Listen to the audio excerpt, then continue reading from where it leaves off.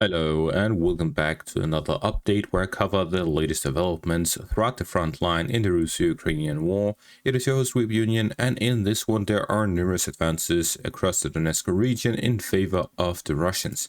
The Russians managed to advance on the rear of Leman, cutting off the supply lines leading into the city from the northwestern direction, as well as continuous advances by the Russians within Sarishne on the eastern flank of it.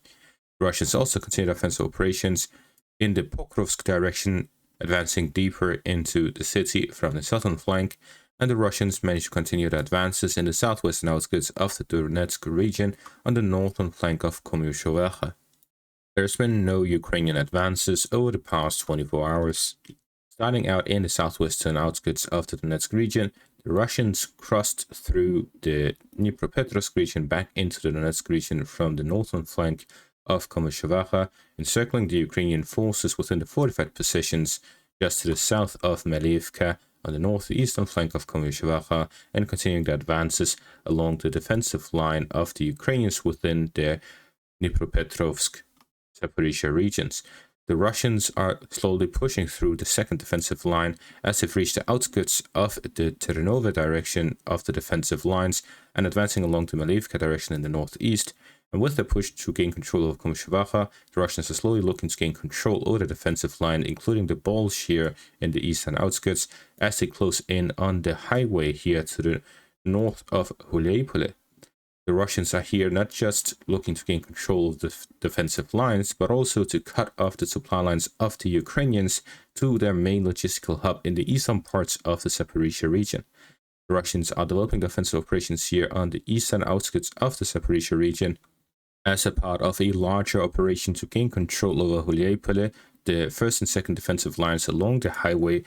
north of Huliaipole, and the roads leading to Huliaipole from and through these defensive lines, while also gaining control over the settlements to the south of these fortified positions. Gaining full control over the eastern outskirts of the Dnipropetrovsk and Zaporizhia regions will allow the Russians to significantly strengthen their offensive capabilities towards the remaining parts of these first and second lines of defense in the Zaporizhia region until they reach the Oryhiv direction. The Ukrainians have been attempting to establish a defensive line along the southwestern outskirts of the Donetsk region that included some counterattacks through Enderivka, Silves, and Yehai, and the eastern outskirts of the Dnipropetrovsk region, including a direction of Dashne to the southwest of Pokrovsk. However, this has left their positions in the Zaporizhia direction weakened, which allowed the Russians to strengthen defensive operations there. Again, the Russians have a manpower advantage over the Ukrainians. Despite the Ukrainians introducing reserves to the frontline positions, the Russians still outnumber the Ukrainians, and when the Ukrainians concentrate their forces in one direction, it allows the Russians to attack a different direction.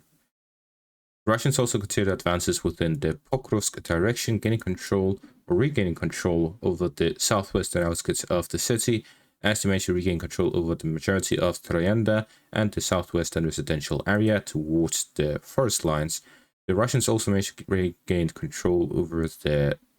residential area here to the west of the Shakhtarsky district, as they're closing in on gaining control over the outskirts of it and storming it directly from the southern and now also western directions to push towards the fortified positions and apartment complex building, bombarding the Ukrainian positions and gaining control of it bit by bit. Again, despite the Ukrainian reinforcements being introduced, the Russians simply have the advantage in terms of manpower and firepower, allowing them to continue offensive operations even with Ukrainian counterattacks. And this is the difference between the Ukrainians launching an offensive in an area that the Russians were not prioritizing, such as a border area in the Kursk region, or launching the counteroffensives in the 2022 direction in Kharkiv and Kherson, where the Russians simply did not have the necessary manpower at that time, where they then did the partial mobilization, and since then the Ukrainians have not attacked any section of the front line with similar success. The Russian advances in the southwestern parts of the Pokrovsk city allows the Russians to slowly draw in the Ukrainian forces as they continue offensive operations on Rodinska in the north, Menorad in the east, Pokrovsk in the south, and following the capture of Dashne, positional fighting taking place in the direction of the mine and industrial area here west of the city, as Russians are looking to cut off the supply lines leading into the city and gain control over important logistical areas on the flanks of the city while storming both Pokrovsk and Milorad. According to Zelensky, Russia has gathered over 100,000 soldiers in the Pokrovsk direction. While these numbers are, of course, inflated, unless they also count the ones doing the logistics, the ones operating artillery in the rear, and generally this entire section of the front line, then it might be accurate to state it at 100,000. However, for the city itself, the ones fighting within the frontline positions, all the way from Udashne through the southern and eastern and northern flanks of the city to Donetsk in the north, all of this at most would be 1,000 or 2,000 soldiers actually fighting at the front lines, while the majority are working on operating FPV drones, artillery, logistics, and so on. And they're also rotating their forces. A soldier will capture 50 meters, and then another one will capture another 50 meters, and these keep holding these positions until either a Ukrainian counterattack arrives or that they are commanded to do the next push. While some of these losses take place, they are then replaced, always keeping this number of soldiers at a low that is necessary to capture, but no higher than that. And that is the Russian strategy, to keep the losses low from Ukrainian artillery and FPV drone fire. This is also why sometimes the Ukrainians can do a breach of Russian lines, but it will quickly be closed, like the Ukrainian push towards Mirne and Smelinivka. It was closed before I even got to report on it. However, the Russians also have some gaps in their defenses due to this, which allows for Ukrainian counterattacks to attack the flanks, such as in the direction of Novokononishne, regaining a foothold in the southern parts of the town, complicates the Russian offensive operations in the area, and has put a stop to the Russian push towards Milorad, and the Ukrainians are now counterattacking in the direction of the industrial area, regaining control over which will allow them to continue a counterattack towards Novokononishne. So the situation became complicated due to this tactic, but the Russians will be able to quickly respond to it, which is why the outcome of this battle is undecided so far. Further to the east, in the direction of Leman, the Russians have advanced both to the east of the city as well as to the north of it, pushing through the Sarishny direction as the Russians expand their zone of control across the Siversk river line, and on the northwestern flank, the Russians managed to cut off the road between Shendryholove and Derilove. This is to isolate Shendryholove for the capture of the town, which will allow the Russians to concentrate additional forces in a somewhat safe area for further offensive operations towards Derilove and Novoselivka. The Russians, without capturing Shendryholove, would need to gather their forces from across the Siversk river line, through the Siversk river line, then onwards towards Nove, then push them from settlement to settlement, forest line to forest line, all the way up to Shendryholove and Serechne. Gaining control of Serechne allows the Russians to concentrate their forces in Serechne to push onwards towards Shendryholove. And then with the capture of Shendryholove, the Russians will be able to concentrate their forces there, which means the Russians would not have to travel between Zelena Dolina and Shendryholove under direct fire from Ukrainian forces, but instead only worrying about FPV drone strikes and artillery strikes.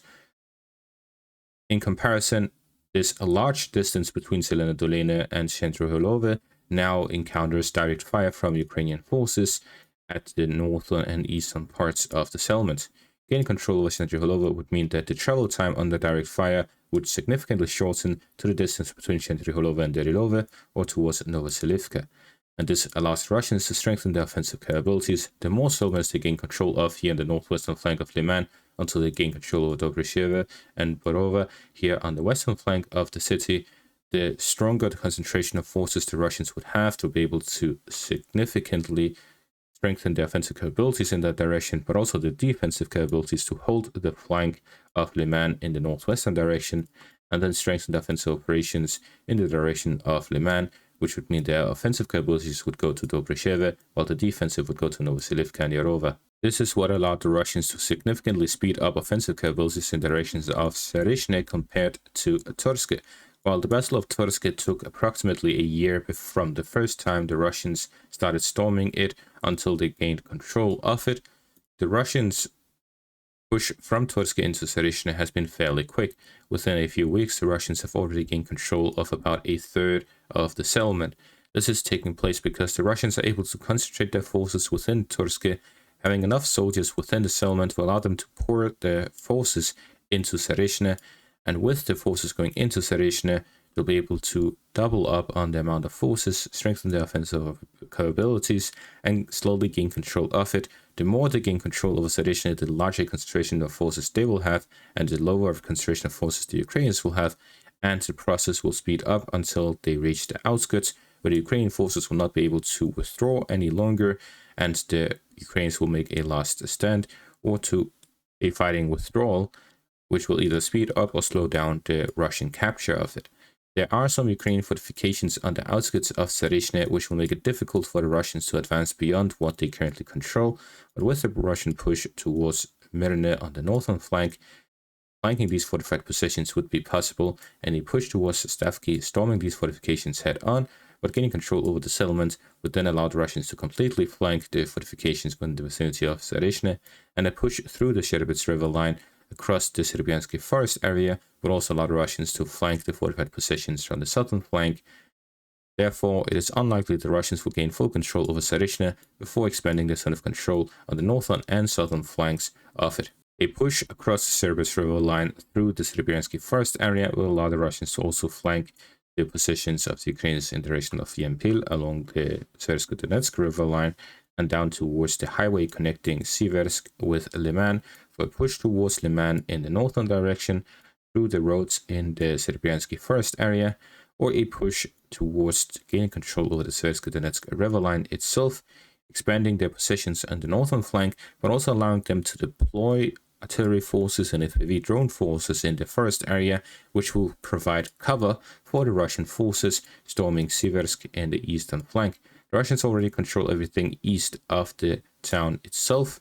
which means that the Russians will next push will be to gain control over Siversk itself, whether it is from the Viemka in the south, Serbianka in the north, or push directly from the east. All of this will be able to receive cover from the Serbiansky forest in the north, the Siversk-Donetsk Lysychansk direction in the east, and Bakhmut in the south for a strong artillery coverage, now that the Russians now have the half-moon coverage over Siversk compared to the Ukrainians having so just a few months ago. And that is going to be all for this update. Thank you for watching. Make sure to leave a like, subscribe, check out my Patreon and YouTube membership for additional content. Thank you for watching and have a great day.